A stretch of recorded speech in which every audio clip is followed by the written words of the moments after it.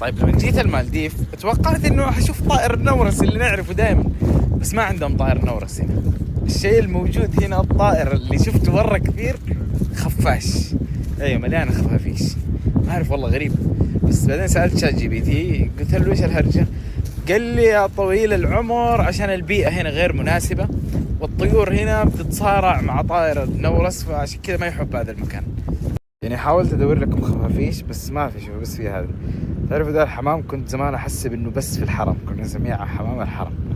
اول ما سافرت برا المدينة وشفته صدمت، يعني اتدمرت كل احلامي في عندهم حمام الحرم.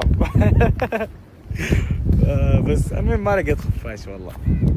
انا جيت هنا لانه قالوا لي في سمك قرش. شوفوا هذا المكان يرموا فيه الزبايل، فيجي سمك القرش. فين سمك القرش؟